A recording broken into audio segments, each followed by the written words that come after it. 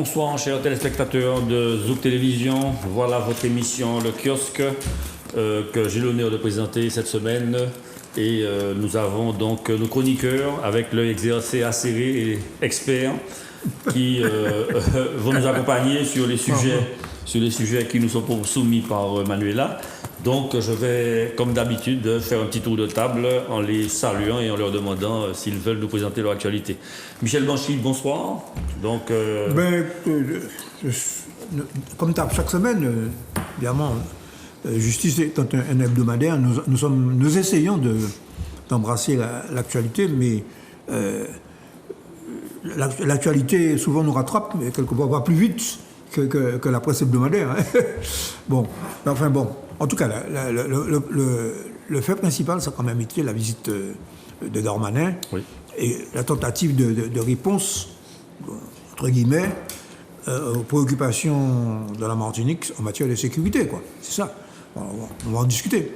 Voilà. Absolument. À mon avis, c'est ça. Puis, nous avons également, je l'ai appris par mon petit-fils, qui est au lycée Schellcher, oui, la visite de Pape Ndiaye, qui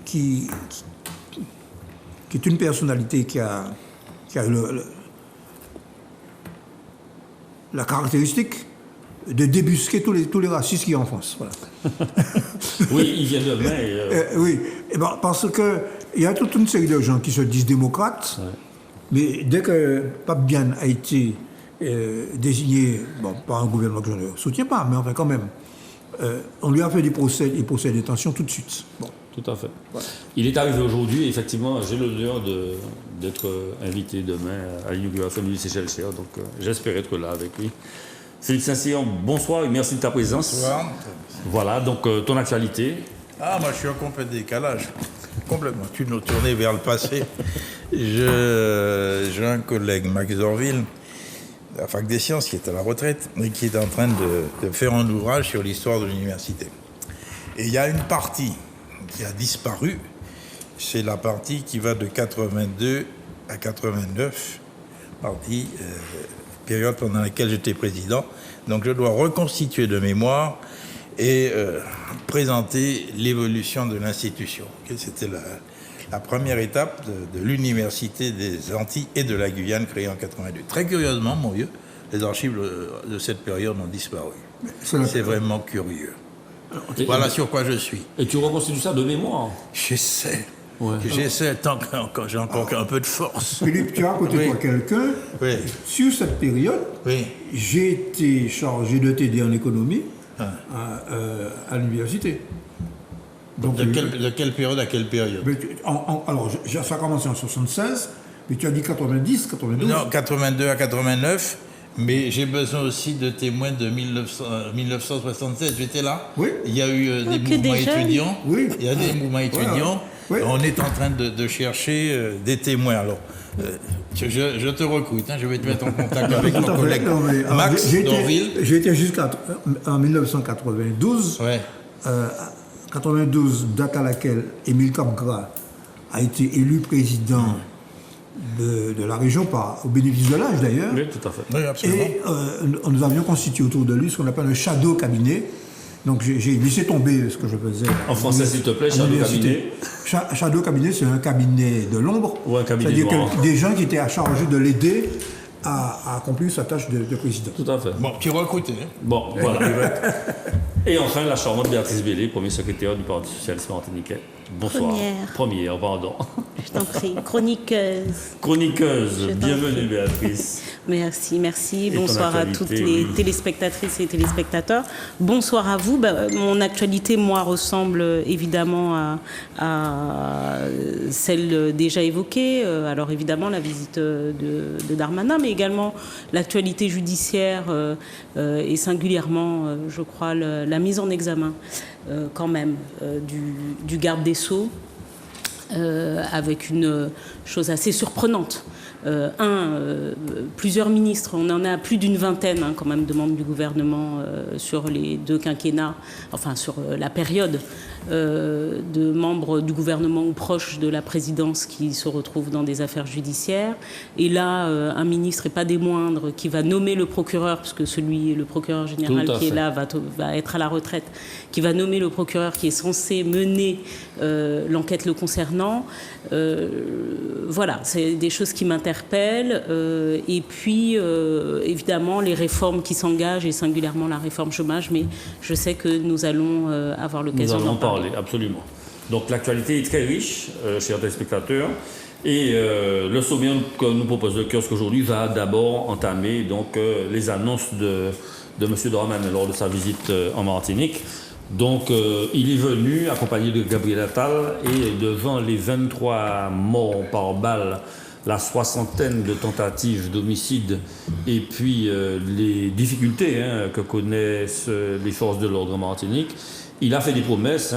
Il a donc promis des radars de surveillance pour 13 millions d'euros, des caméras littorales aussi, 4 je crois, pour un montant de 500 000 euros, un scanner, enfin plutôt des scanners pour pouvoir surveiller les conteneurs et ne pas devoir les dépoter pour rentrer dans ces conteneurs de manière à contrôler les produits illicites qui s'y trouvent. Et puis, il promet 3 escadrons, c'est-à-dire une trentaine de gendarmes. Donc, est-ce que ce sont des promesses qui n'engagent que ceux qui les entendent, ou alors est-ce qu'on peut avoir légitimement confiance dans ces annonces qui ont été faites lors de cette visite? Béatrice, je commence par toi. Je ne pense pas que ce soit des annonces en l'air. Je ne crois pas que le ministre Darmanin soit là pour faire des annonces en l'air. En général, c'est en plus en matière de sécurité, on ne fait pas des annonces sans les tenir. Alors la question, c'est quand ? Bon, en l'occurrence, il a été évoqué la mise en place de radars maritimes, par exemple, qui était déjà prévue, donc c'est pas une vraie annonce, mais qui, dans leur mise en place, la période devrait être raccourcie, parce qu'il me semble que c'était 2024 et voire 2025, et le ministre aurait dit que ça fait un peu trop long et qu'il va réduire les délais. Pareil pour les brigades, pareil pour un certain nombre de dispositifs de contrôle dans les aéroports et sur le port. Bon, écoutez, moi je pense que tout ce qui concourt du respect de l'ordre, voilà, l'ordre républicain, est de nature à me satisfaire. Il faut des moyens pour maintenir l'ordre républicain. L'ordre juste, comme disait Ségolène Royal, non ? Oui, l'ordre républicain, moi je suis pour l'ordre, je suis pas pour... je pense qu'on doit se contraindre à l'ordre et par contre, ça ne nous empêche pas c'est grâce à l'ordre d'ailleurs qu'on peut aussi avoir de la démocratie. Absolument. Parce qu'on a des outils de démocratie, on a aussi des règles de démocratie et en l'occurrence, on a le droit de contester, on a le droit de s'opposer, on a le droit de manifester, on a le droit de gréver et je crois que ça reste très important.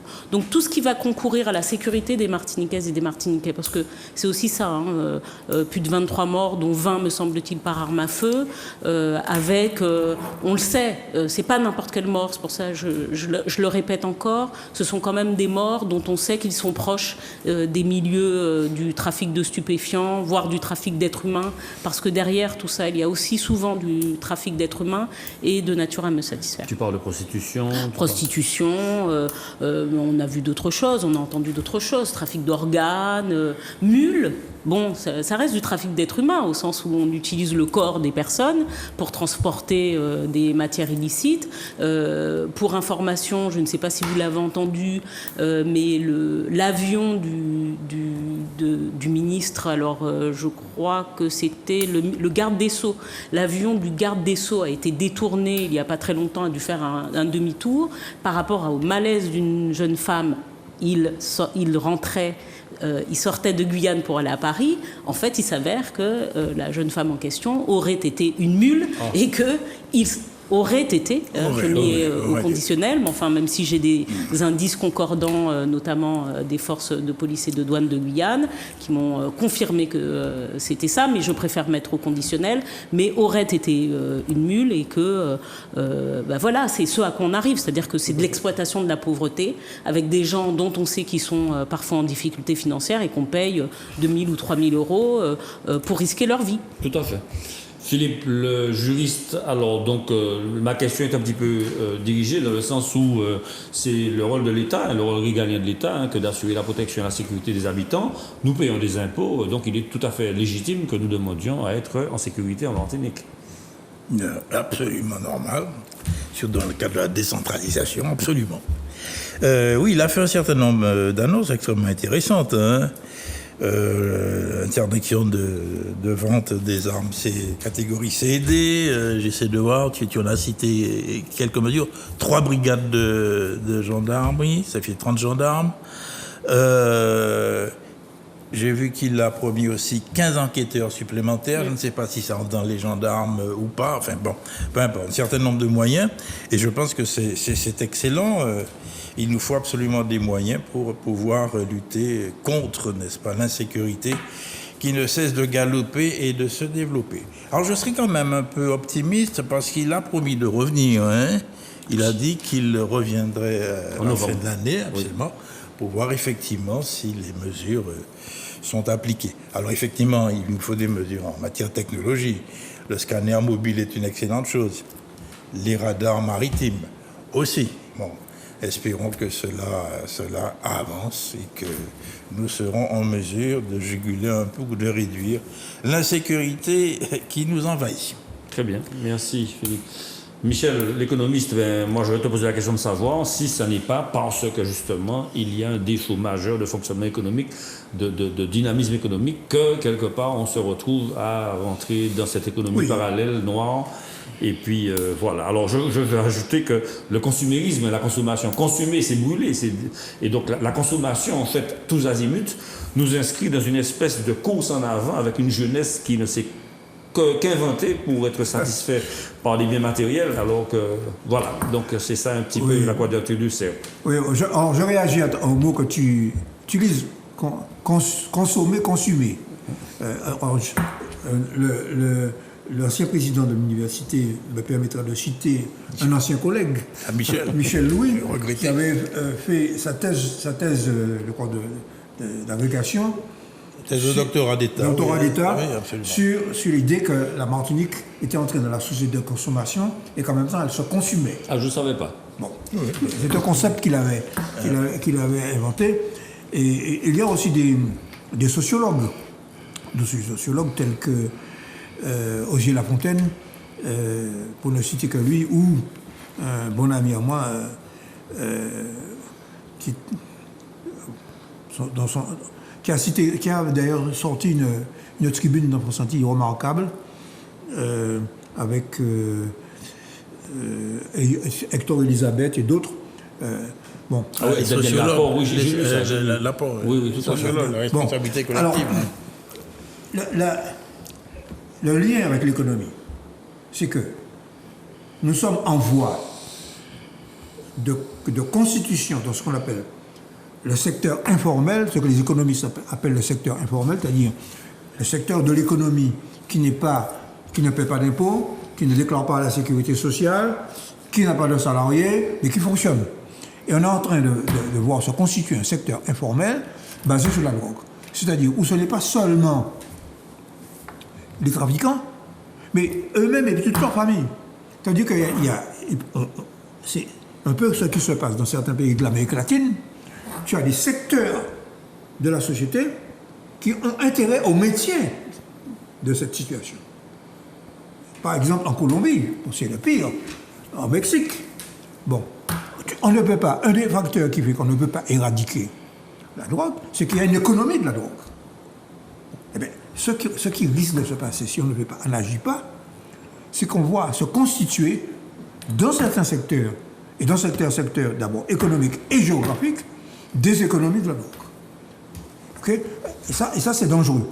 Bon, alors, parce que c'est un phénomène qui gangrène économiquement, mais moralement. Moralement. Il y a des gens qui disent, bon, faut plus... Travailler. Non, il faut plus travailler, bien sûr. Et qui te disent, je gagne en une journée, ça va vous gagner en 2 mois, ou 1 mois ou 2 mois. Et qui sont arrogants. OK? Bon. Mais ce qui est surtout grave dans cette décomposition sociale, c'est le fait que tu as une perte de réactivité face à la consommation de stupéfiants et qui se manifeste, à mon avis, c'est ce qu'on a vu, par des campagnes disant il faut tolérer le cannabis parce que c'est pas si dangereux que ça. OK? Oui, bon. Je me sens un petit peu visé. Non, mais c'est un désarmement moral. C'est pas le tolérer d'ailleurs. C'est un désarmement moral. Le professeur... nous avons un professeur ancien psychiatre qui a expliqué de nombreuses fois, Charles Nicolas, que la destruction des neurones et de la réactivité par le cannabis aboutit... Chez l'adolescent. Oui. Perte de mémoire, perte de sens de l'effort. Schizophrénie surtout. Etc. Aboutit nécessairement à passer plus haut. C'est-à-dire vers la cocaïne. OK? Bon, alors, non. Ceux qui disent ça, c'est qu'ils ont baissé les bras. Bon. Et puis, moi, l'anticolonialiste que je suis, parce que je fais partie de la génération qui s'est engagée à 17-18 ans dans le combat politique. Bon. Je suis désolé de constater que nous n'avons plus de gens de 17 ans, 18 ans qui s'engagent dans le combat politique. OK?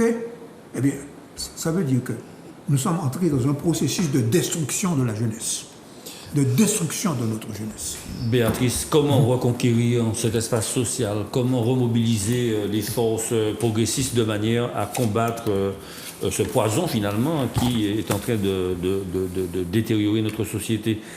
Y a-t-il des moyens? Comment imagines-tu la possibilité de reconquérir les territoires, j'ai pas envie de dire perdus de la République comme certains, mais en tout cas les quartiers ou alors les familles qui sont quelque part exclues parce que paupérisées et qui n'ont comme ressources que des expédients pour vivre? Moi, je l'ai dit à plusieurs reprises et singulièrement dans les campagnes politiques. Politiquement, c'est-à-dire dans le cadre de la solidarité que l'on met en œuvre et du collectif, de l'intérêt général, il est indispensable que nous arrivions à mettre en place des services publics performants. Et quand je dis service public, c'est pas seulement le transport, mais c'est également la pratique sportive, la pratique culturelle, l'aménagement du territoire. Je suis désolée, mais quand on fait des cités en Martinique, dans lesquelles il n'y a aucun espace de jeu pour les enfants, aucune espèce d'espace non plus de rencontre pour les jeunes, dont on dit qu'ils sont sous les abribus, mais qui ça nous les fait? Il y aurait un dans Caille, on sait dans quelles conditions ils vivent. Peut-être déjà à plusieurs, dans une même chambre, mais on ne met aucun endroit, ou si peu, trop peu, et je ne vous parle même pas des nouvelles résidences privées. Il n'y a que du minéral. Il n'y a aucun espace, que du béton. Ouais. Il n'y a aucun espace de convivialité, même celui des parents, parce que des fois aussi, moi je me rappelle de ce temps, où, en tout cas là où j'ai vécu, où les mamans près de l'école s'asseyaient, parlaient, et puis même au bord de la cité, s'asseyaient, parlaient, discutaient, échangeaient, avaient un œil sur leurs enfants. Je crois qu'il faut quand même qu'on revienne également à ce qui fait société, c'est le lien. Si on considère que la nouvelle vie que l'on veut proposer, c'est une vie où on est enfermé chez soi, ça provoque aussi de la schizophrénie. On le voit, les gens qui sont là, toujours enfermés, à ruminer ou à regarder les mêmes images, à fréquenter quelque part les mêmes symptômes, voire la concentration aussi de cette pauvreté. Parce que, je le répète, par exemple chez nous, le seuil, on n'a pas de mixité sociale, par exemple, dans le logement social. Pourquoi? Parce que le seuil maximum pour entrer dans un logement social, c'est le SMIC. C'est-à-dire que quand vous êtes au-delà du SMIC, vous faites déjà partie de ceux qui doivent pouvoir accéder à un autre type de logement que le logement social. Alors, je crois définitivement qu'il faut qu'on revienne sur comment on crée une société, comment on crée des interactivités. Pour le service public, on le crée avec l'aménagement du territoire. Ça a un coût, mais ça permet en effet de créer du dynamisme, ça permet aussi de créer de l'attractivité. Et on le voit, plus des territoires sont dépourvus de services publics et plus ils sont fuis par les populations. Donc il faut rééquiper les territoires, je pense. Philippe, dernier tour sur le sujet. Il y a un jeune qui m'avait rétorqué: ah oui, mais bon, vous nous regardez, nous, parce qu'on fait des petits trafics, mais il y a des délinquants en col blanc qui ne sont jamais saisis. Donc, quoi répondre, finalement? Il y a une part de vérité. Voilà. Cruel. Qui est évident. Ça, c'est un autre aspect. C'est le fonctionnement de la justice. Ça, c'est un aspect. Mais pour revenir à la société, à la crise que nos sociétés et notre société connaît, il y a un travail monstrueux à faire. Il y a plusieurs éléments. Bien sûr, je partage ton avis au niveau de l'aménagement du territoire, des services publics. Mais il faut qu'on arrive à rétablir la confiance entre citoyens et entre politiques et citoyens. Okay? Il y a une perte de confiance totale. Même une défiance. Hein, ouais. Et de méfiance, oui, totalement. C'est plus que de la méfiance. Okay. Le rétablissement de la confiance est absolument important. J'ai vu que la CTM organise des réunions, des réunions citoyennes. Oui, absolument. Ok, ça, je pense que c'est... Dans le cadre du Congrès, tout à fait. Dans le cadre du Congrès, mais c'est ce qu'il faut développer. Et puis, il y a un autre élément, tu parlais de consumérisme, absolument. C'est actuellement ce qui compte pour beaucoup d'entre nous et beaucoup de jeunes, n'est-ce pas, c'est le plaisir immédiat. Il n'y a plus d'idéologie, de spiritualité. On ne s'engage plus, d'ailleurs Michel le disait, effectivement, on ne milite plus, on ne s'engage plus. La solidarité se transforme en individualisme. Le concept de famille, excusez-moi, la famille est en train de pratiquement disparaître, ok? Le foyer traditionnel, bien sûr, c'était le foyer matriarcal, mais même là, il y a un problème, à mon avis, extrêmement important. Et il y a une image qui m'a frappé, c'est à la télé, je ne sais plus laquelle, où un vieux de 100 ans, très vert, et vivait seul. J'ai vu ça, j'ai vu ça. Seul. Tout seul. Ok. Ici, en Martinique, ok, c'est quand même. C'est quand même. Saisissant, oui. Oui, c'est saisissant, oui. Cet aspect des choses. Remarque, bon, je vais faire de l'humour mauvais. Bon, c'est peut-être là la meilleure façon de vivre. Il est seul, il a pu atteindre 100 ans en parfaite forme. Je n'ai rien voulu dire. Je ne sais pas. Il a été marié. Je ne veux pas comme ça. Mais je veux dire par là que la solidarité n'existe plus, ok? Et il y a un travail énorme à faire. Je ne veux pas être pessimiste, mais les valeurs fondamentales, elles disparaissent. Le lien entre générations ne se fait pratiquement plus. La mixité n'existe pratiquement plus. Donc, ayons confiance, travaillons à la citoyenneté. Et la curiosité intellectuelle non plus, on ne cherche pas à savoir. Voilà, ça, c'est un autre domaine. Voilà que je... Tout à fait. C'est une catastrophe. Juste parce que c'est un sujet qui m'intéresse beaucoup, parce qu'on a beaucoup parlé de vieillissement de la population. Mais le vieillissement n'est autre chose que le fait que, en fait, en Martinique, bon, on ne devient pas plus vieux plus rapidement que les autres. C'est juste que la société martiniquaise tend à être plus nombreuses dans une tranche d'âge, mais pour la simple et bonne raison, par exemple, on parlait de la solidarité, mais il ne faut pas oublier, il y a aussi l'intergénérationnel, il existe quand il y a les générations, sauf que les générations s'en vont. Oui, mais le fameux monsieur, peut-être que ses enfants vivent malheureusement, peut-être qu'il en a beaucoup d'ailleurs, on ne sait pas, ça il ne l'a pas évoqué dans le reportage, mais ils sont probablement, s'il en a, hors de Martinique. À 100 ans, ses enfants ont 60-70 ans. Hein. Oui. Mais déjà, déjà. Oui, très bien, très bien. Eh bien, écoutez, merci beaucoup pour ces éclaircissements. Et puis, on ne garde pas espoir, on est là pour un petit peu proposer une analyse en espérant que celle-ci fera écho dans la société. Alors l'autre thème, selon l'OFAST, donc l'Office anti-stupéfiant, la Martinique est la première île française positionnée sur la route de la drogue. Marchandises illicites qui partent de Colombie, qui passent par le Venezuela avant d'arriver en Martinique pour entrer en Europe. Donc vraisemblablement, nous serions une plaque tournante. On en a déjà parlé ici. Et Béatrice, je te donne la parole puisque... Encore? Oui, je m'y intéresse. Oui, et tu t'y intéresses et il me semble que tu m'avais déjà donné quelques éléments d'explication. Alors l'OFAS, comme tu l'as dit, Office anti-stupéfiant, qui a remplacé l'OCRIS et tout ça... En fait, c'est un peu la même chose, Darmanin. Ça s'est passé dans cet épisode-là, dans cette séquence, comme on dit, dans un déplacement politique. La séquence de M. Darmanin a consisté, avec les élus, à être également reçu par cet office, qui a dit à quel point la situation était particulière sur la Martinique, parce que la Martinique était le chemin privilégié, devant la Guadeloupe, d'ailleurs, et même devant la Guyane, étrangement, parce que la plupart des stupéfiants partent d'Amérique du Sud, mais c'est vrai qu'une fois passé la mer, c'est par la Martinique que ça passe. Alors je tiens à dire quand même que nous avons eu malheureusement un célèbre Martiniquais qui se fait arrêter il y a quelques années, et qui était un trafiquant très influent dans la zone sud-américaine, peut-être l'un des plus gros. Oui, Martiniquais, jeune, vraisemblablement très filé, parce qu'il a œuvré longtemps, et dont on dit d'ailleurs qu'il a probablement encore des affaires qui continuent à tourner, et que les Colombiens, notamment, considéraient comme un des grands patrons de la drogue mondiale. Oui. Je dirais pas son nom parce que... Non.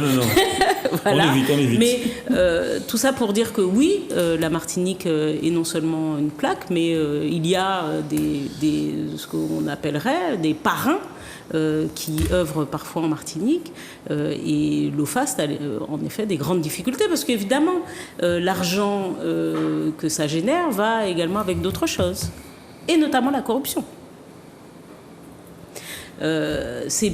Quand vous demandez, alors je regardais il y a encore pas très longtemps un reportage, mais alors c'était pas sur la Martinique, mais c'était sur le port, me semble-t-il, du Havre, dont on décrivait parfois les trafics qui pouvaient s'y faire, et notamment le fait qu'un certain nombre de personnes sur les ports et ailleurs pouvaient fermer les yeux, un, parce qu'ils étaient menacés, mais deux, parce qu'ils étaient aussi payés pour le faire. Donc oui, la Martinique, ça génère, et l'OFAS dit évidemment qu'il leur faut beaucoup plus de moyens désormais pour lutter, parce que la densité, alors je le dis, je crois qu'il y a à peine 2 semaines, c'est plus de 200 kilos qui ont été trouvés. Il me semble qu'il y a 2 tonnes qui ont été trouvées dans un container à Marseille en provenance de Martinique il y a à peine un mois. Et tout ça, c'est le travail de cet office également, qui est une espèce d'alliance, on va dire, entre les forces douanières, les forces de police, les forces de gendarmerie, voilà. Alors Michel, justement, par rapport à la collaboration de toutes ces branches, de tous ces services, y a-t-il possibilité d'être réactif quand on sait que nous sommes un territoire ouvert aux 4 vents, avec des littoraux très découpés, pas loin de la Colombie, du Venezuela, de la Bolivie, du Pérou.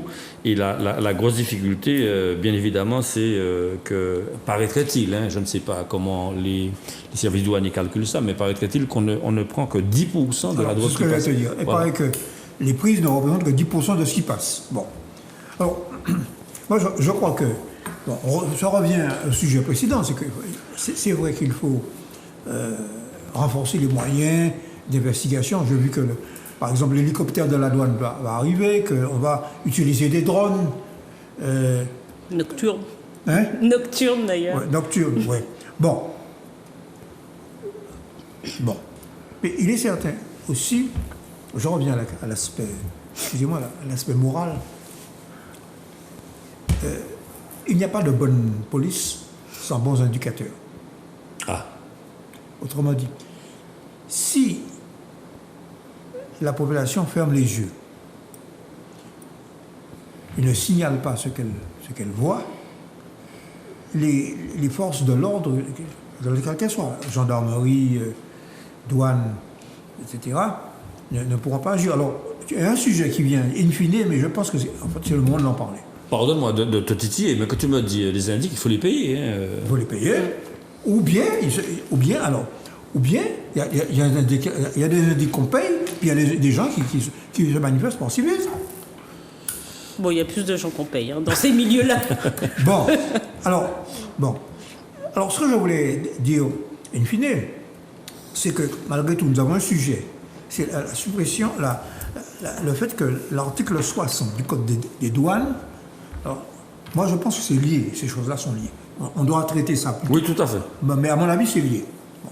L'article 60 du Code des douanes, qui permet à la douane de fouiller, a été déclaré anticonstitutionnel. Incroyablement. Bon, alors, la douane est le seul service de l'État qui peut demander à quelqu'un fouiller une voiture, faire une fouille corporelle directement sans demander un mandat à un juge. Et même à domicile, paraît-il. Bon. Dans une créneau horaire. C'est une prérogative très ancienne qui vient de Napoléon. Bonaparte. Bon. Et cette je ne sais pas, il y a des gens qui ont porté plainte, et le Conseil constitutionnel a dit que c'est anticonstitutionnel. C'est-à-dire que c'est attentatoire à la liberté individuelle. Oui. Bon. Moi, je pense que il faut se doter, il faut que la Martinique aussi un sujet où il faut précisément parler d'évolution institutionnelle, mais il faut que la Martinique se dote d'instruments juridiques à la hauteur des défis qu'elle doit affronter. Bon. Nous avons une administration des douanes qui est une des plus anciennes à cause de l'octroi-de-mer, précisément. À cause de l'octroi-de-mer. Nous avons une administration des douanes qui est l'une des plus anciennes administrations de la Martinique. Ça a été pendant longtemps l'administration la plus antillanisée. Mon propre grand-père a fait carrière dans la douane. OK? Bon, par conséquent, il faut donner à ces services-là les moyens juridiques de fonctionner. Vous comprenez? Or, ce recul juridique est particulièrement dommageable pour la Martinique et pour l'outre-mer, pour les territoires insulaires. Voilà. Donc, mais Philippe, on ne va pas attendre l'ordre, puisque Michel a défloré le sujet. J'aurais bien voulu que tu nous éclaircisses la question donc, qui concerne l'article 60 du Code des douanes, qui visiblement est devenu constitutionnel après des décennies de fonctionnement. C'est ça qui me surprend. Oui. L'article 60 du Code des douanes, qui remonte à une rédaction de 1948, effectivement, donne des pouvoirs extrêmement importants au service des douanes, tel que vous l'avez indiqué. Mais cet article 60, je vous signale, avait été interprété de façon restrictive déjà par la Cour de cassation. Parce qu'en théorie, cet article 60... Allons l'expliquer, voilà. Alors, je vous donne... Alors, voyez ce que dit l'article 60. En vue de la recherche de la fraude, les agents des douanes peuvent procéder à la visite des marchandises, des moyens de transport et des personnes. Voilà. Donc c'est extrêmement large. Bien. Et cela voudrait dire qu'ils pourraient intervenir dans toutes circonstances.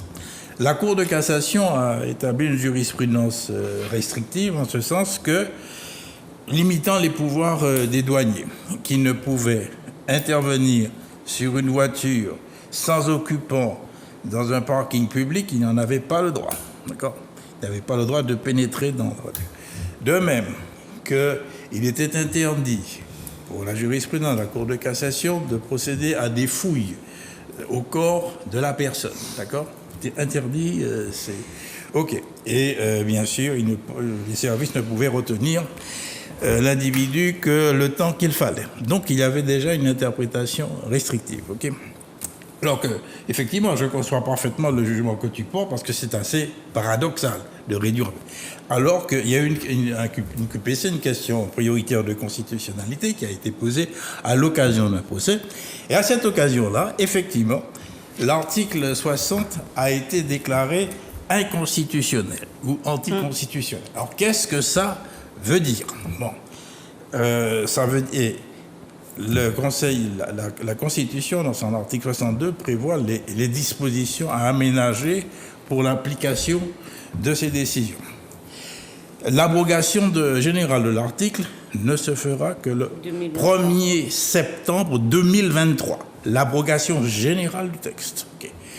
S'agissant des instances en cours, on ne pourra pas se fonder sur l'inconstitutionnalité du texte. Donc dans l'immédiat, c'est l'auteur, n'est-ce pas, de la question, celui qui a posé la question, qui va pouvoir en bénéficier. Très bien. Ce qui veut dire que le texte va continuer à s'appliquer. Mais il faut que le 1er septembre 2023, avant, il faut que le législateur soit intervenu pour effectivement faire en sorte que les dispositions minimums soient applicables. Mais je partage totalement l'avis de Michel dans le contexte que nous connaissons. L'invasion de la drogue, l'insécurité qui règne, il est quand même bizarre, anachronique, n'est-ce pas, que l'on puisse effectivement limiter le pouvoir des services des douanes. Moi, je suis, en tant que citoyen, complètement étonné. C'est le juriste qui vous a donné des éléments, mais moi, le citoyen que je suis, je trouve ça pour le moins étonnant, sinon à la limite scandaleux. Alors justement, Béatrice, ton point de vue par rapport à cette décision, est-ce que les magistrats du Conseil constitutionnel vivent ex nihilo, enfin ils vivent en dehors de la réalité? Je pense pas, d'ailleurs, je pense qu'ils sont souvent très cartésiens. D'anciens politiques. Et en fait, ce que cet avocat de Bourges a fait, c'est qu'il a attaqué notamment les délais pendant le délai pendant lequel son client et la voiture de son client, parce qu'il semblerait que ce soit à l'origine un client qui transportait de l'argent dans dans l'habitacle de sa voiture. Bon. Et donc ce client a été évidemment intercepté par les douaniers qui ont immobilisé le véhicule, immobilisé la personne. À la différence des services de police judiciaire, il y a un délai, je crois que c'est 72 heures, une garde à vue, ou maximum combien, par exemple? Je ne connais pas les éléments. Il n'y a pas un juge. 48 il y a un délai raisonnable à respecter. Il ne devait pas l'immobiliser. Voilà. Donc, les douaniers n'ont pas cette obligation. Voilà, par exemple, de délai. Voilà, ils peuvent immobiliser. La jurisprudence de la Cour de cassation décide qu'ils ne peuvent pas retenir l'individu plus que de raison. Oui, sauf que le juge donc a considéré dans cette fameuse question prioritaire de constitutionnalité que dans la mesure où il n'y avait pas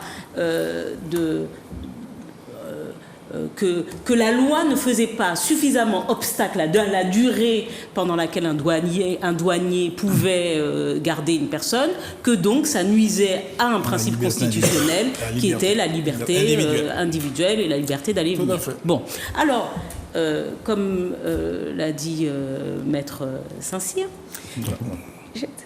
j'aime bien, non seulement les personnes, parce que là certains pourraient se dire ouais c'est la fête donc je vais pas me faire choper, si les douaniers m'arrêtent c'est mort pour eux et tout ça. Non, 2023 et évidemment le législateur dit le juge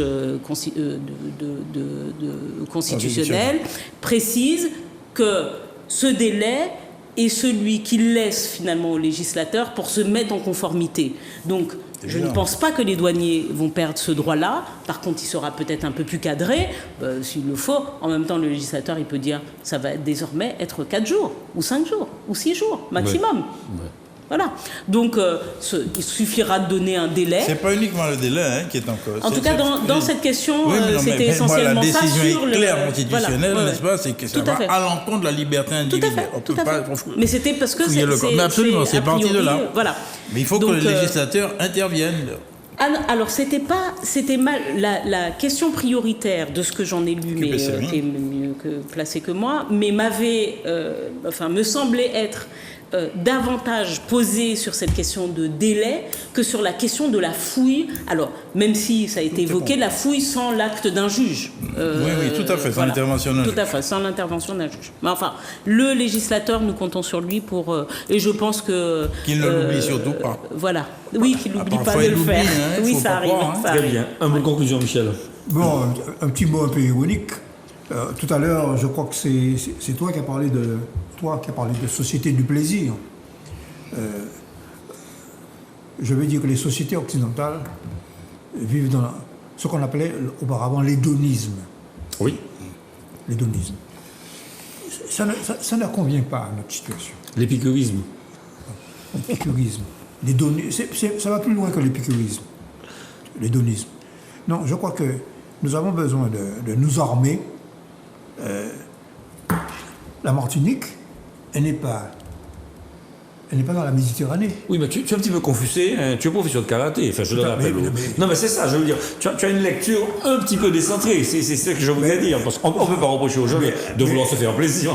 Alors, je vais tout à l'heure te dire, sur l'occasion de présenter. Ah oui, c'est vrai qu'il y avait du karaté. Oui. Confucius, c'est chinois d'ailleurs. Oui. Confucius, mais Shinto. Idéal d'ordre, respect de la hiérarchie. L'ordre. Le karaté a deux supports philosophiques, le bouddhisme zen et le shintoïsme, qui sont les deux religions du Japon. Mais en gros, là, c'est la religion de l'effort. C'est la sublimation par l'effort, et non pas par les déliquescences. Et tu considères que l'hédonisme, c'est de la déliquescence L'hédonisme occidental, qui consiste à dire que fouiller la voiture de quelqu'un, c'est une atteinte à la liberté individuelle. Bon, je trouve cela... c'est une réflexion personnelle. Oui, tout à fait. Je trouve cela... Moralement condamnable. Moralement condamnable. Parce que, alors, il faut, comme tu dis, que la loi cadre,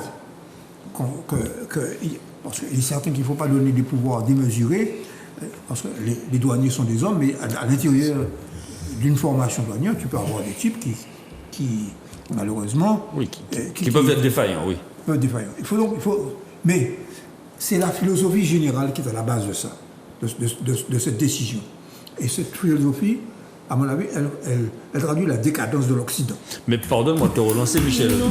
Attends, mais je vais te donner la parole, Béatrice, mais pardonne-moi de te relancer dessus. Mais les conquêtes sociales ont été faites pour améliorer les conditions de vie du genre humain. Hein. Oui, on est d'accord. Bon, il s'agissait bien évidemment d'améliorer le bien-être. Non, mais c'est un petit peu la même chose.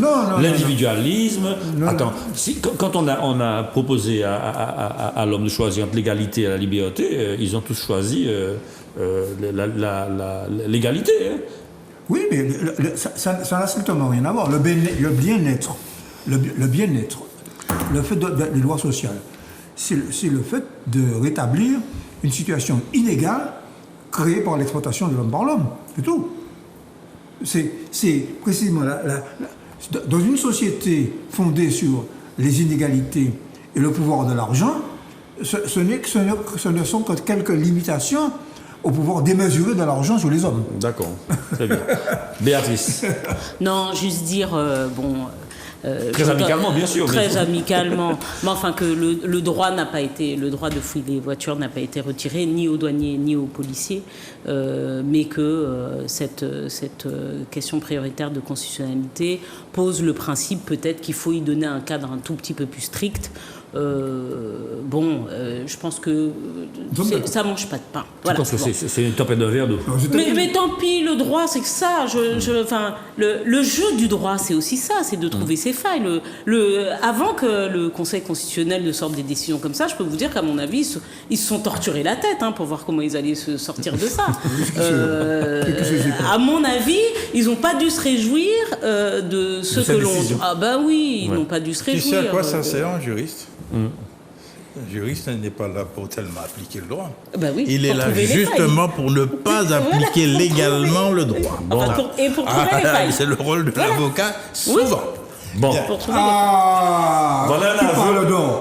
Tu parles d'or. Voilà un aveu qui vaut son pesant d'or, effectivement. La vérité n'existe pas, mes amis.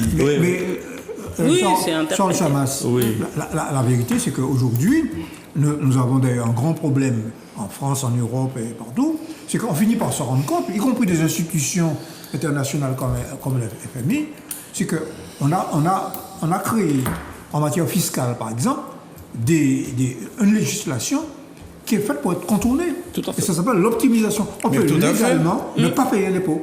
C'est-à-dire qu'à l'heure actuelle, bien sûr, Total Énergie, CMA, CGM, paie des clopinettes au Trésor français.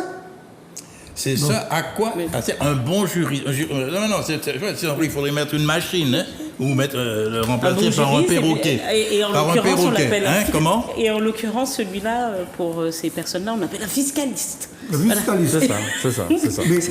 Il y a plusieurs spécialités dans le droit. Hein. Alors, je vais te dire une chose. Tu permets que je fasse une référence quand même à ma carrière. J'ai connu le basculement de la Martinique dans le fiscalisme. Jusque dans les années 1970-80, tu n'avais pas de profession de fiscaliste en Martinique. Et ça n'a pas correspondu avec Valéry Giscard d'Estaing qui a pratiqué la liberté des prix. C'est apparu, en gros, un petit peu après Giscard d'Estaing, mais surtout avec la défiscalisation. Oui. Tu as eu des juristes venant de France. Ce n'étaient pas les juristes des juristes martiniquais qui ont installé des cabinets de conseil. Fiscalistes. Ouais. Et ils ont exhumé des dispositions du droit fiscal spécifiques à l'outre-mer. Je t'ai parlé tout à l'heure d'un camarade qui était inspecteur des impôts du parti, qui m'avait dit que si un capitaliste en Martinique payait des impôts, c'était vraiment un imbécile, parce que il y a un corps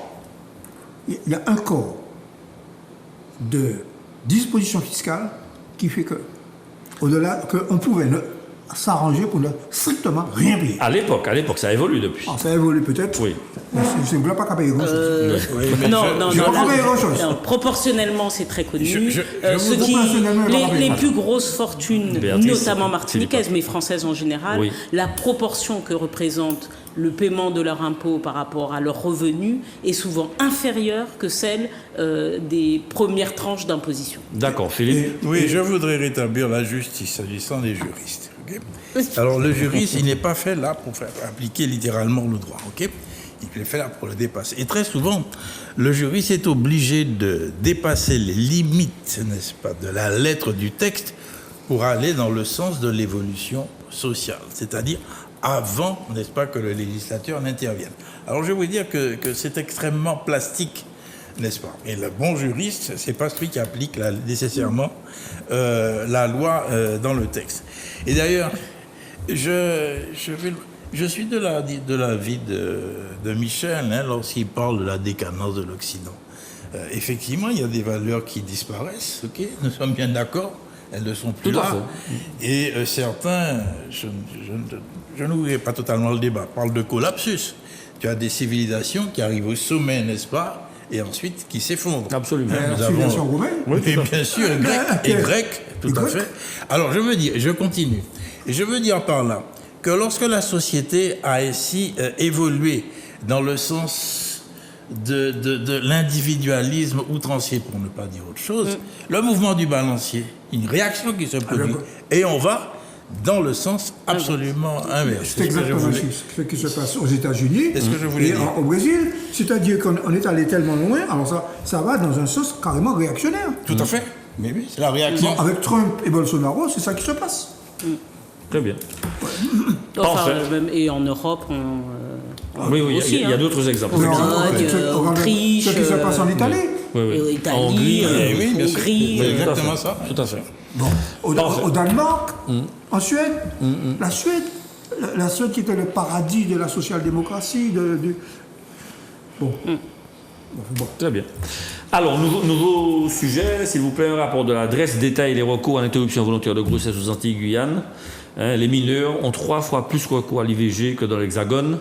Sujet éminemment difficile que celui-là et Donc je vais vous laisser, je ne donne pas mon sentiment, en fait je suis au contact avec les jeunes, mais mes élèves ne me semblent pas être tellement insouciante à ce niveau-là. Donc, Béatrice, ton sentiment ? Je pense que c'est pas marqué sur les visages des jeunes. Par contre, ce qui est sûr, c'est que, en général, ces chiffres-là, lorsque l'on regarde les chiffres de l'usage et du recours à l'interruption volontaire de grossesse, il faut les mettre aussi en parallèle avec la question sociale.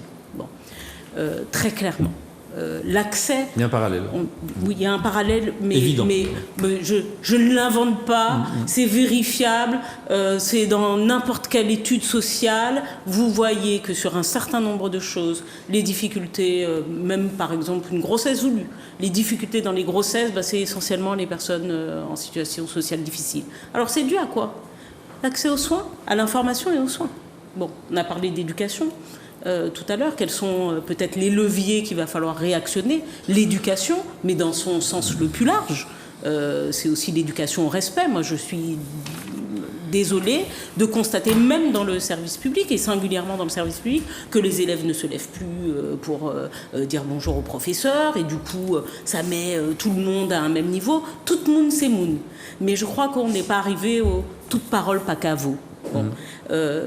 La parole de l'enfant est importante. Pourtant, la parole de l'adulte a également son importance. Je crois qu'on arrive à une espèce de nivellement parce que ces jeunes femmes, au-delà aujourd'hui de la question sociale, elles ont quand même un accès à l'information qui est supérieur à celui qui pouvait être celle des femmes d'il y a 20 ou 30 ans. Elles ont aussi un accès aujourd'hui à de la contraception, notamment des pilules, la pilule du lendemain, les jeunes hommes aux préservatifs, souvent distribués gratuitement. Je rappelle aujourd'hui que la pilule du lendemain est gratuite même pour les femmes, quelles que soient d'ailleurs pour toutes les femmes, mais pour les mineurs, elle est depuis un certain temps. Donc, c'est quand même... C'est triste qu'on en arrive encore à être dans ce type d'indice, on va dire, d'indice. Oui, tout à fait. Indice de pauvreté, absolument. Aussi proche, finalement, en fait, on coche toutes les cases. On coche réellement toutes les cases, celles de la pauvreté, du mal développement, des difficultés éducatives, des difficultés du vivre ensemble, enfin, vivre ensemble au sens, ce dont on parlait tout à l'heure, du sens familial, du respect. On a l'augmentation de la drogue, on a aussi une hypersexualisation, je crois qu'on en avait déjà parlé aussi sur ce plateau, une hypersexualisation qui est là, j'en suis la première étonnée, mais qui en plus dépasse les catégories socioprofessionnelles. Parce qu'en toute sincérité, moi je vois des comptes Instagram et tout ça, de jeunes filles que l'on pourrait qualifier de bonne famille, mais aujourd'hui... qui sont dénudées. Il y a quand même à s'interroger, et même de la part des parents, il y a à s'interroger de se laisser aller. Voilà, je ne sais pas quoi dire, si ce n'est que, il faut, par contre, peut-être, parce qu'il faut adapter. On a parlé du fait aussi de faire de la politique pour chez nous, par nous et pour chez nous. Il faut peut-être qu'on vienne aussi, non pas à ce que les gens ils entendent mal quand on dit ça, et c'est peut-être pas le bon terme. Oui, tout à fait. Mais il ne faut pas parler obligatoirement d'éducation sexuelle, mais il faut introduire le fait que ça n'est pas rien avoir un rapport sexuel. Oui, ça n'est pas rien. Il y a des conséquences. Il y a des conséquences pour chacun de ceux qui pratiquent. Et donc peut-être qu'il va falloir aussi trouver le moyen d'en parler davantage et puis de faire baisser aussi cette hypersexualisation. Non, mais dans les écoles, on a toujours critiqué, mais il faut une éducation à la famille, à ce qu'on veut. J'en sais rien comment on va l'appeler, pour ne pas faire croire ce qui est important, c'est qu'on va apprendre aux jeunes à faire. Il n'y a pas besoin de nous apprendre donc d'autant qu'ils ont un accès malheureusement un peu trop important à un certain nombre de sites aujourd'hui, dont on constate d'ailleurs que ce sont des sites criminels pour certains, dont l'accès était gratuit. Tout à fait.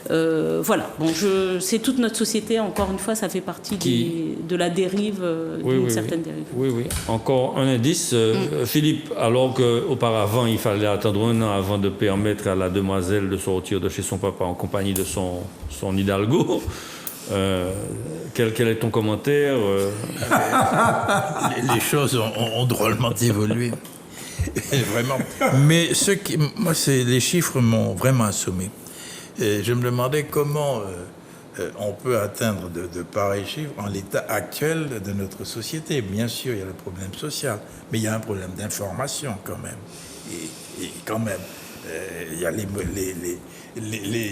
modes, n'est-ce pas, de contrôle sont nombreux et existent. Et moi, ça me frappe énormément, surtout que je considère que l'IVG est toujours un événement difficile pour la femme. Okay? Et c'est très traumatisant. C'est l'ultime recours. C'est l'ultime recours. Oui. Alors, tout dépend du contexte, effectivement. Mais quand même, les chiffres là m'interpellent.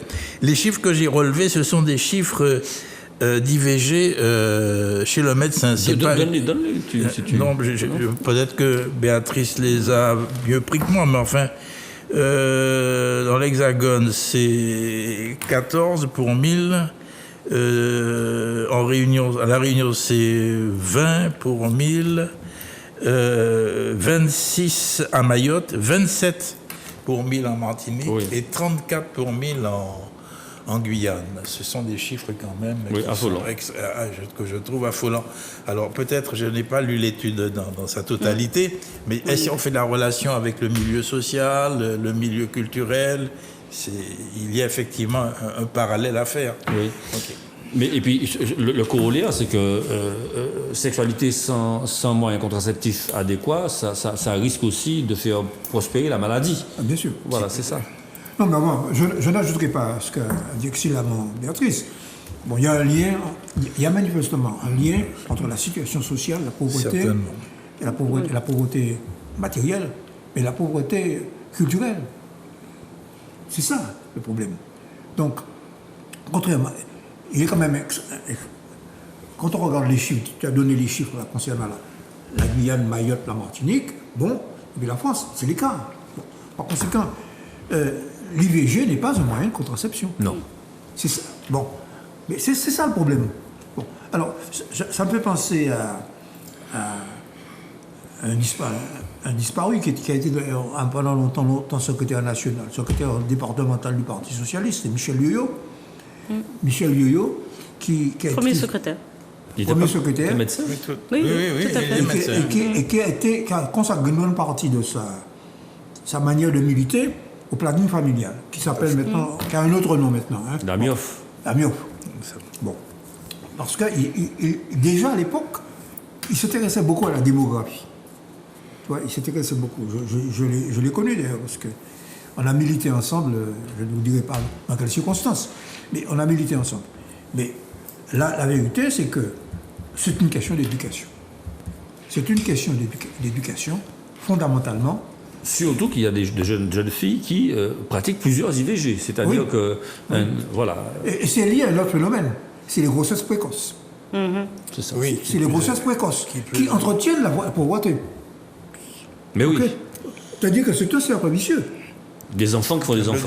Ce sont des enfants qui... Bon, alors, on parlait tout à l'heure d'éducation. Des enfants qui font des enfants, et qu'est-ce qu'ils peuvent transmettre? Tu parlais des valeurs. Donc, vous voyez que quelque bout qu'on tienne, qu'on prenne la société martiniquaise, nous sommes dans une société profondément en crise. Et la crise, elle n'est pas seulement... c'est un économiste qui parle. Elle n'est pas seulement économique, elle est aussi morale. Voilà. Très bien.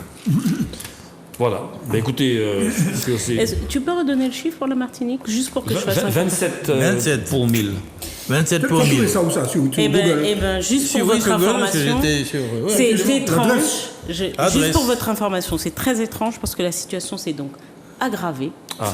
En 2017, ce taux était de 18,3 pour 1000. Ah oui, donc ça a accéléré. C'est un chiffre récent là.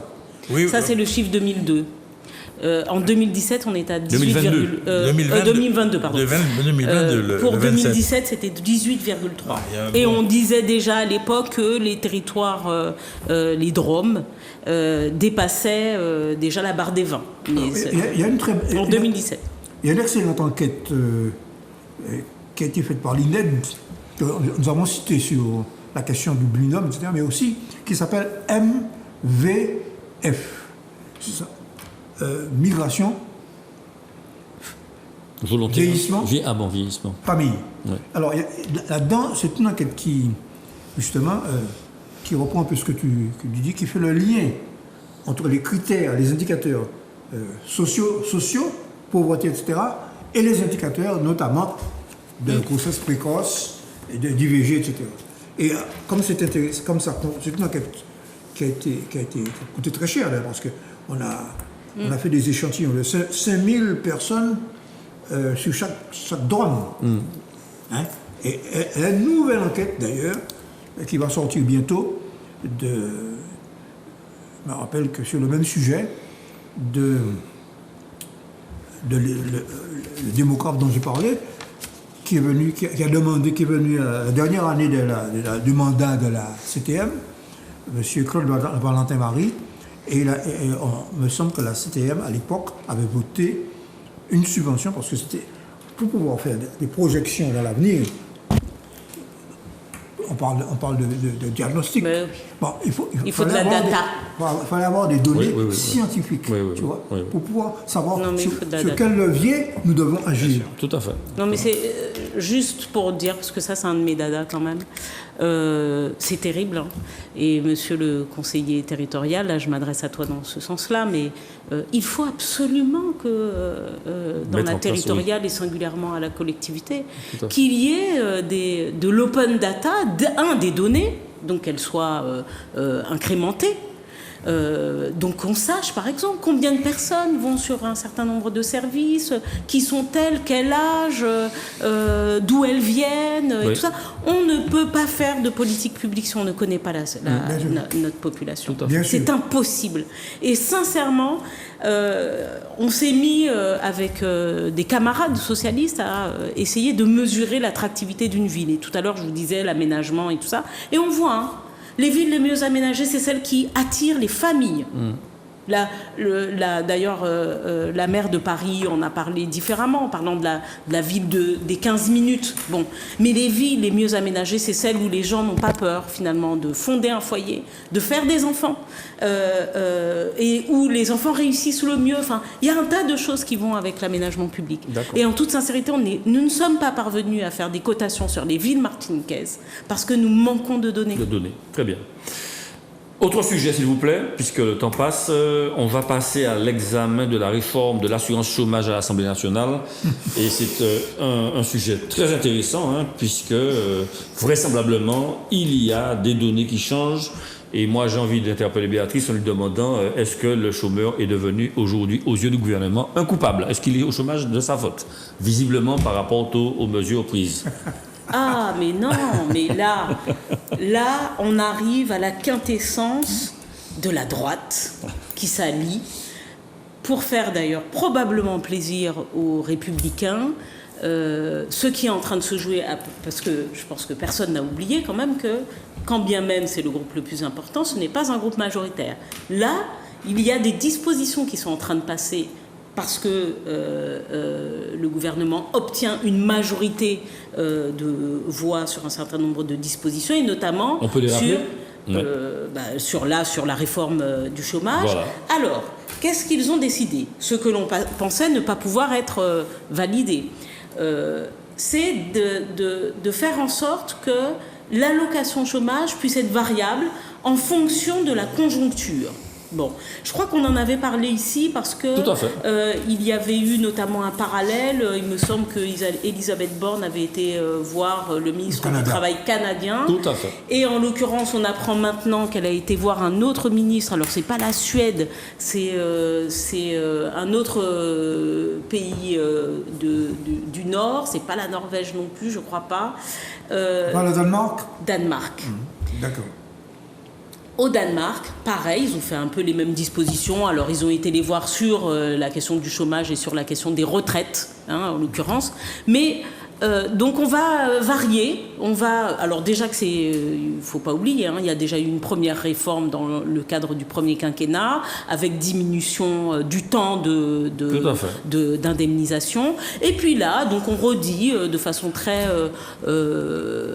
froide, finalement, à ceux qui... parce que moi, ce qui m'interpelle quand même dans le chômage, et dans la vision que les gens peuvent avoir du chômage. Parce qu'il y a quand même aussi beaucoup de bien-pensants qui vous disent « Ah ouais, mais il faut que les gens travaillent, vous ne pouvez pas gagner l'argent. » Alors, combien d'argent? Vous ne pouvez pas gagner l'argent si vous pas qu'à travailler. Sauf qu'il y a quand même, la plupart du temps, pour faire de la politique, mais autour de la table, il y a quand même beaucoup de personnes qui ont déjà fait des campagnes. Vous savez, la seule chose, la plupart du temps, quand les gens commencent à rentrer en conversation avec eux, ce qu'ils vous demandent, c'est un boulot.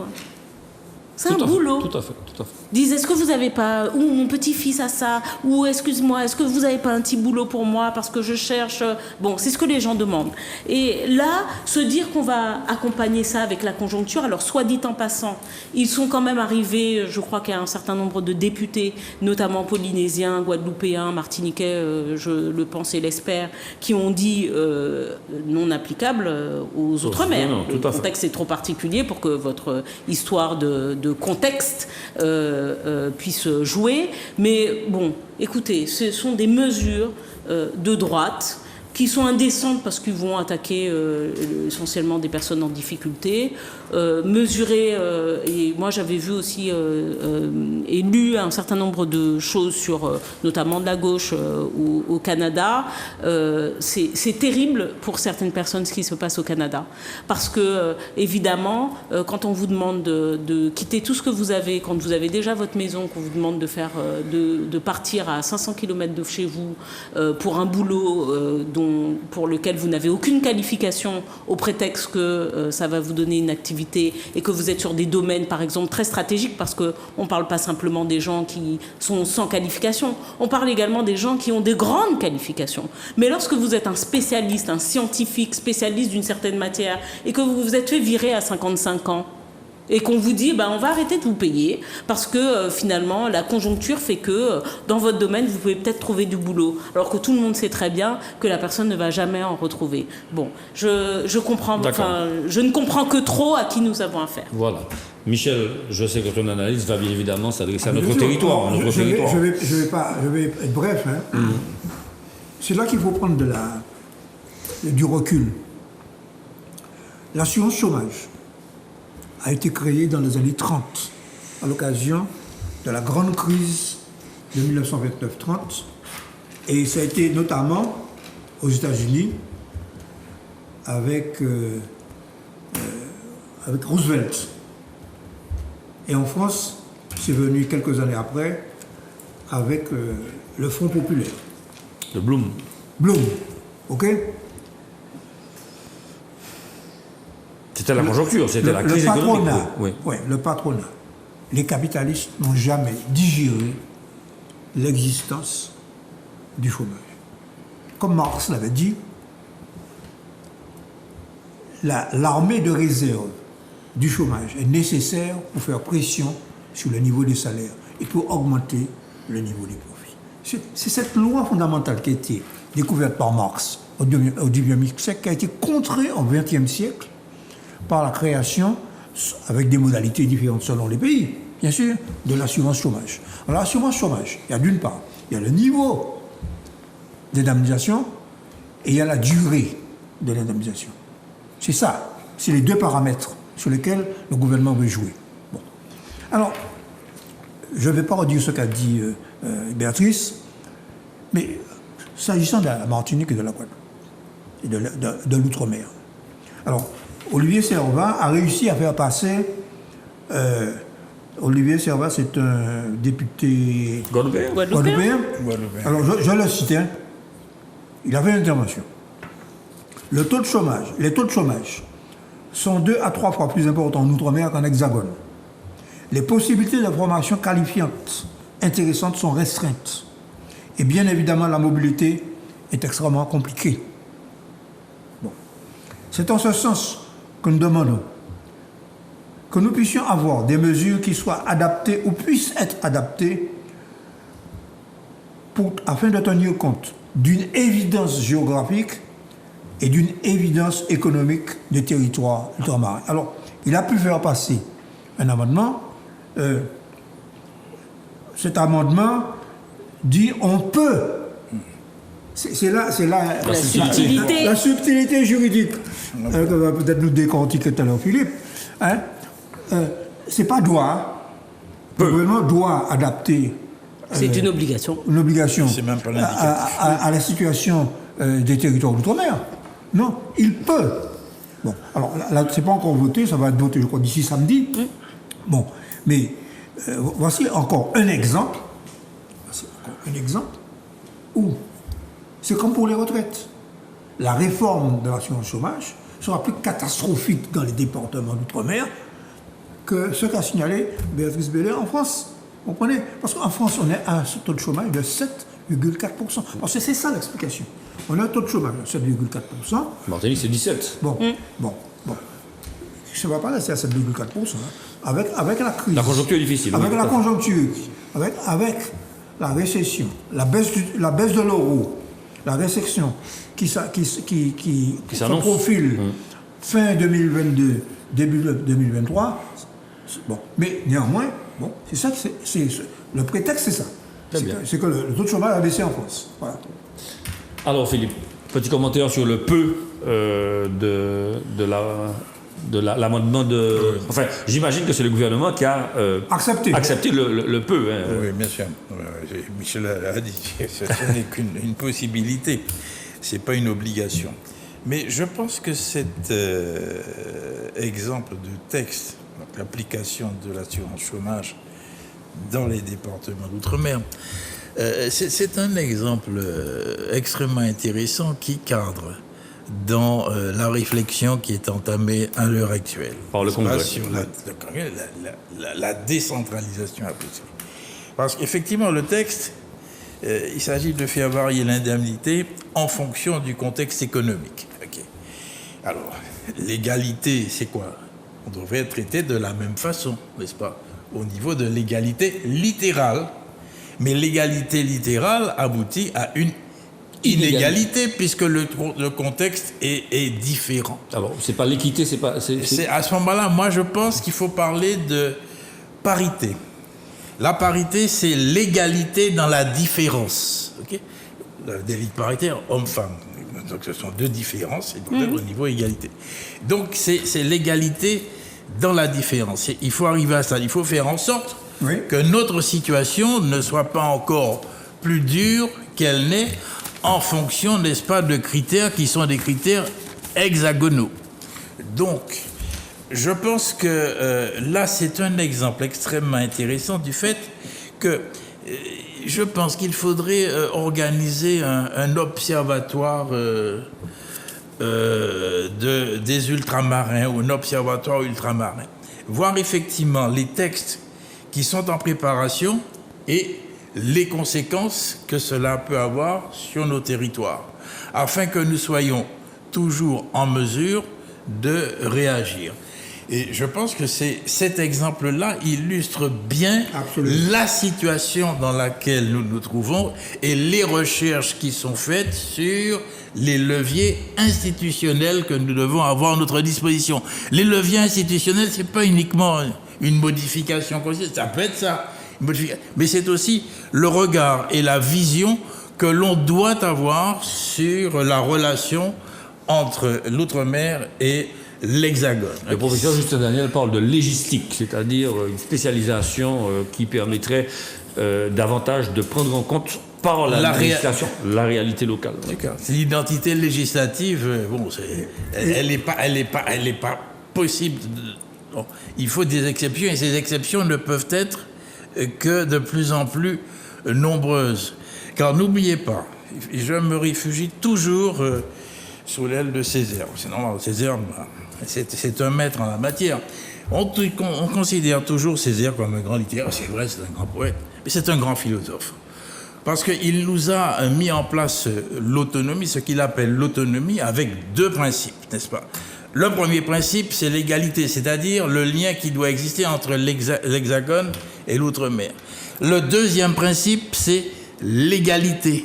il faut que l'on respecte, qu'on fasse respecter l'égalité à partir de la différence. Alors, soit à partir des libertés supplémentaires que l'on peut avoir, mais aussi que l'Hexagone, le pouvoir central, jette le regard considérant l'égalité qui doit demeurer, la parité à partir de la différence. L'égalité à partir de la différence, donc la parité. Et c'est ce travail qui est en train d'être fait, et je pense que ça, c'est un exemple de réflexion que l'on doit avoir sur le système que l'on peut mettre en place. L'égalité et le droit à la différence. Oui, c'est bien ça, Voilà. oui, bien sûr. L'égalité et le droit à la différence. Donc la parité, voilà. Michel. Alors, j'ajouterai ceci, c'est que sur ces sujets-là, je dirais que depuis des années, nous essayons en tant qu'économistes de trouver des éléments. Bon, je vous dirais que c'est extrêmement difficile, de trouver, par exemple sur la question de l'assurance chômage. Sur la question de l'assurance chômage. Les données concernant la qualité des chômeurs, le temps pendant lequel les gens sont indemnisés, etc. Ce sont des données qui sont globalisées. Tu as parlé de l'adresse. Ce sont des données qui sont globalisées au niveau national français. Pareil pour les retraites. Et depuis quelques années, ces données ne sont pas restituées de manière décentralisée. C'est-à-dire que j'imagine que nos députés, quand ils ont voulu argumenter leurs amendements... S'ils n'ont pas les chiffres... Ils n'ont pas les chiffres. Et ils se font retoquer. Mais oui. Ils se font retoquer. Bon, autrement dit, une des choses qu'il faut, je pense, sur ces questions-là, je vais parler surtout des retraites parce que j'ai fait un travail à l'occasion pour l'AMDOR sur cette question il y a quelques années. Bon, il a fallu qu'on fasse un oukase, qu'on puisse avoir, par exemple, je prends un exemple. On sait maintenant que l'âge de premier travail dans lequel tu as un boulot pérenne est beaucoup plus tard. Ah oui, tout à fait. Bon, beaucoup plus tard. Bon, on a là. Bon. Donc c'est 32 ou 35 ans, Martinique. Bon. En France, c'est 27 ans, 28 ans. Oui, oui. C'est 4-5 ans de plus. Oui. Autrement dit, si tu repousses l'âge de départ à la retraite à 65 ans, ça veut dire en Martinique 70 ans. Oui. Oui, parce qu'il y a aussi le lien avec les années de cotisation. Oui, tout à fait. Donc, ce sont des données que ces questions vont venir en discussion et on va se retrouver probablement en panne d'argumentation. Bien sûr. Tu vois, alors que lorsqu'on a... Parce qu'il y a des cabinets qui sont notamment... un des cabinets qui a travaillé déjà pour la CTM sur des enquêtes sociales. Quand on a les données, il y a des personnes qui ont d'ores et déjà mis en place des espèces de programmes qui vous permettent de mouliner et d'arriver, de toute façon, à aussi, pas seulement des solutions, mais des conclusions sur un certain nombre de choses. Et qui, si vous arrivez à ça, c'est que vous êtes dans un seuil où il vous manque ça, où il vous manque ça. Des modèles d'accompagnement, oui, bien sûr. Oui.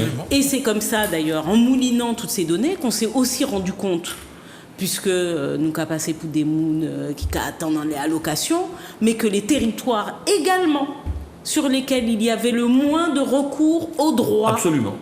Ce qui veut dire des personnes qui ne demandent pas ce à quoi elles ont droit, étaient également les territoires d'outre-mer. Et la Martinique, la Guadeloupe étaient très bien placées dans ces territoires. Désormais, Mayotte en premier. Mais il y a énormément de gens qui ont droit à se positionner sur des dispositifs pour sortir d'une certaine précarité. Tout à fait. Je veux dire d'une manière générale, l'ordre, c'est Mayotte, la Réunion, La Réunion. Et puis, selon les critères, Martinique, Guadeloupe. D'accord. OK. Guyane, t'as oublié. Bien. Et Guyane après. Alors, Béatrice, Guyane avant. Je te regarde parce que il me semble que tu connais le dossier qui suit, assez savoureux, qu'on va bien évidemment parler. Bon, on va faire les deux ministres, Éric Dupond-Moretti envoyé devant la Cour de justice de la République pour opposer l'égal intérêt, et de la même manière, Alexis Kohler en mise en examen pour opposer l'égal intérêt. Alors, qu'est-ce que cela t'inspire? Tu as commencé à nous expliquer ça dans ton introduction concernant le procureur général qui serait un individu qui sera nommé par le garde des Sceaux, qui lui-même pourrait être victime donc, de l'analyse juridique de ce procureur général. Bon. Qu'as-tu à nous dire? Juste pourquoi on dit ça? Éric Dupond-Moretti, donc on a là... alors déjà, c'est un scandale. Oui, tout à fait. Voilà. Là, c'est un scandale. C'est un scandale qui n'est pas un scandale juridique, ils ont le droit. On a le droit de les maintenir. Mais c'est un scandale moral. Moralement, quand même. Éthique. Bon, éthique, morale, éthique surtout. C'est le bon mot. Éthique problématique. Alors, c'est d'autant plus problématique que le premier gouvernement, Philippe, moi, j'ai mis les vidéos, d'ailleurs, si ça intéresse les gens, Facebook, je l'ai posté. J'ai posté les 2 interventions. Celle du Premier ministre à l'époque, Édouard Philippe, qui disait « Un ministre mis en examen, sauf si c'est pour corruption, doit démissionner. Si c'est pour diffamation, doit démissionner. » Un ministre, le président de la République, pareil. Et puis tout d'un coup, ah bah tiens, la règle de l'éthique a disparu. D'ailleurs, je pense que c'est quasiment depuis Benalla. Ils ont tout mis dossier, ils ont tout mis en examen. Mais étrangement, faut pas oublier, à l'époque, Bayrou a dû démissionner. Tout à fait. Mais on peut rappeler rapidement, il va devant la Cour de justice de la République parce que vraisemblablement, il a déclenché des poursuites administratives contre 4 magistrats qui ont en commun d'avoir poursuivi ses clients à lui quand il était avocat. Donc, quelque part, ça serait une sorte de petite vengeance mesquine. Petite vendetta. Petite vengeance mesquine. Et puis l'autre, le secrétaire général, c'est quand même pour prise illégale d'intérêt dans des grosses affaires de gros sous de compagnies maritimes, voilà, MSC. Donc, c'est une compagnie américaine dans laquelle il me semble qui vient souvent et régulièrement en Martinique, il faut le dire, enfin, qui venait. MSC, c'est le deuxième. Et dont un des membres de sa famille serait un personnage influent de la compagnie qui aurait obtenu des passe-droits, la compagnie MSC, et des subventions publiques dont on pense que, évidemment, l'influence d'Alexis Collère n'y est pas étrangère. Bon. D'accord. Donc, c'est quand même eu égard à l'état de défiance, on en parlait tout à l'heure, de la population à l'endroit des politiques, vu la déliquescence justement de ce rapport à l'éthique en général, et puis vu le regard que les gens en ont, maintenir ces 2 personnages aujourd'hui en poste est tout simplement scandaleux. Une faute. Alors Philippe. Oui, la jurisprudence, c'était clair, elle doit être très claire. Bon, je souscris tout à fait à ce que tu dis. Effectivement, c'est pas un bon exemple, et le citoyen va encore se détourner un peu plus, n'est-ce pas, du politique et de la politique. Mais ce que je voulais dire, lorsqu'on est mis en examen, c'est quoi? C'est tout simplement un juge qui décide qu'il y a effectivement des éléments suffisants pour que la procédure se poursuive. La mise en examen, c'est pas l'enquête préliminaire, qu'il y a policier, ok. Mais lorsque ces gens sont mis en examen, à mon avis, il faudrait appliquer la jurisprudence Balladur, aucun doute. Une fois qu'il est mis en examen, il doit démissionner. Okay? La présomption d'innocence, c'est l'article 9 du Code civil. Non, mais ce sont des personnages qui doivent avoir une image exemplaire, et à ce titre-là, la mise en examen doit automatiquement déboucher sur la démission. C'est vraiment mon opinion fondamentale et ma conviction profonde. Et comme ça, le citoyen regardera les politiques d'un autre œil peut-être. Voilà. Michel? Oui, bon, effectivement, un des slogans de la Macronie, bien sûr, ça a été la République exemplaire. Oui. Exemplarité. Bon, on est loin de la République exemplaire. Et les 2 cas sont un peu différents. Le cas de Dupond-Moretti, bon, c'est un cas... Dupond-Moretti dit non, je n'ai fait que poursuivre des enquêtes administratives qui avaient déjà été lancées par mes prédécesseurs sur les magistrats en question. Bon. Le cas de Collère me paraît beaucoup plus grave. Parce que c'est beaucoup plus... Ça touche à l'essence même de la Macronie. sur les relations qu'il y a entre le business et le pouvoir politique. Le grand capital, pour parler le langage de feu Georges Marchais, okay? Le grand capital, MSC, c'est une entreprise multinationale, c'est peut-être le numéro 2 ou le numéro 3 des transports maritimes dans le monde. Exact. Bon. Et C'est des croisiéristes. bon.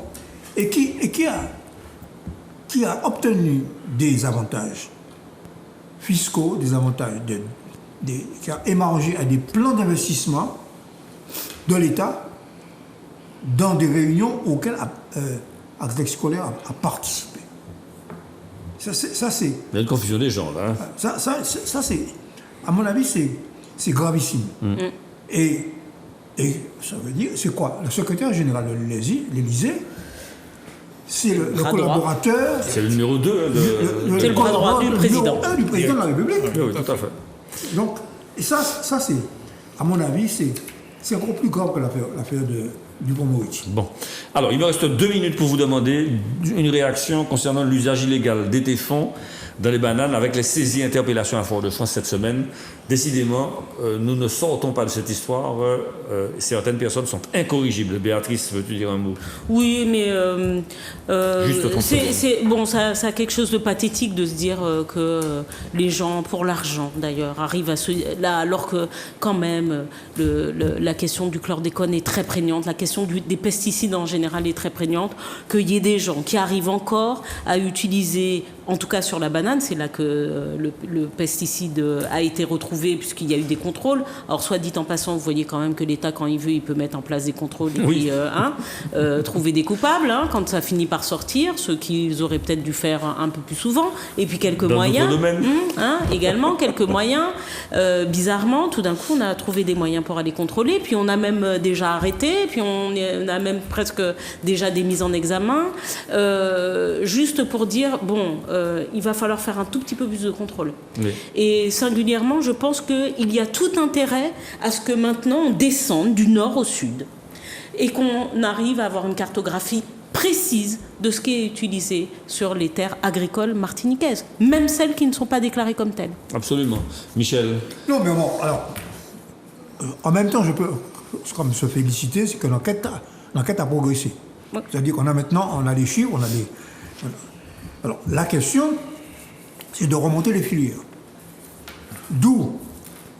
Où les gens se procurent le produit. D'où vient-il? Y a-t-il des complicités? Donc, c'est là que, notamment, avec l'extérieur, mais là, c'est là qu'intervient notamment l'administration des douanes. Il y a plusieurs administrations qui sont concernées, notamment. Alors, au début, quand même, il faut le dire, ce sont les gens de mon ex-administration, la DITS, qui a pris la succession des GCCRF, qui a mené les premières investigations. Puis il y a d'autres administrations qui sont entrées.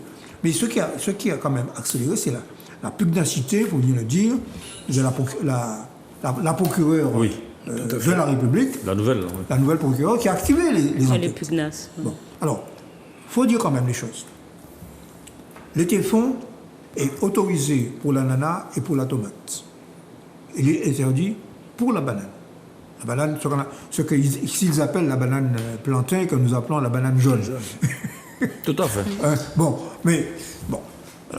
le problème, c'est que ça nuit, ce genre d'affaires, ça nuit, c'est comme pour le chlordécone, hein. Oui, ça nuit à la réputation. aux gens qui font de la banane jaune normalement. De manière normale. Bon, alors, Philippe, ce sont les 16 000 euros en espèces qui sont quand même dérangeants. Hein. Ça fait beaucoup d'argent, ça fait un petit pactole en espèces là. Hein. Donc, quelque part, il y a un circuit. Il y a un circuit, c'est sûr. Il y a un circuit mafieux. Voilà. Oui, c'est le moins qu'on puisse dire. Alors, comment est-il organisé? D'où vient-il? Qui se trouve en haut? Tout ça, c'est vraiment condamnable et lamentable. Et comme le dit Michel, mais cela a des conséquences négatives sur le malheureux agriculteur qui cultive sa banane jaune et qui se trouve en difficulté pour la vente, puisqu'on achète moins de bananes jaunes. Mais là, sans problème, il faut que la justice passe. Un dernier mot à Béatrice. Un dernier mot, juste pour dire que c'est aussi la conséquence de la disparition, tout à l'heure on a parlé de la douane, mais d'un certain nombre de prérogatives de la douane.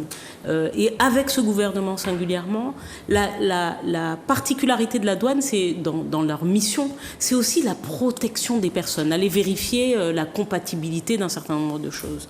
De plus en plus, les missions de la douane sont envoyées vers le budget, parce que c'est l'administration, vous savez, c'est le ministère du budget et des finances, sont envoyées vers le budget. Et puis cette fibre sur le contrôle finalement aussi de l'usage et de la consommation a été extrêmement réduit. Et le nombre de douaniers, d'ailleurs, c'est l'une des plus petites administrations centrales, mais le nombre de douaniers est en train de diminuer comme neige au soleil. Il y a une querelle entre services, le service des douanes et le service fiscaux. Tout à fait. N'oublie pas aussi la DITS dans les effectifs. Juste pour dire, comme par hasard, les fameuses administrations qui sont là pour protéger les consommateurs. Mais vous savez, ce sont des administrations qui procèdent de la régulation économique. Le mot régulation économique pose problème aux ultralibéraux. Tout à fait. Tout à fait. Ben écoutez, c'est sur ces bons mots que nous allons nous laisser. Merci à la réalisation, merci à Grégory pour la réalisation. Merci à vos participations et à vos éclairages concernant cette actualité. Chers téléspectateurs, voilà, l'émission se termine et vous restez bien sûr sur Zouk Télévision et vous allez retrouver le kiosque la semaine prochaine en compagnie d'Emmanuel Granier qui sera de nouveau avec nous. Bonne soirée à tous et bon week-end. Au revoir. Merci, bonne soirée. Au revoir.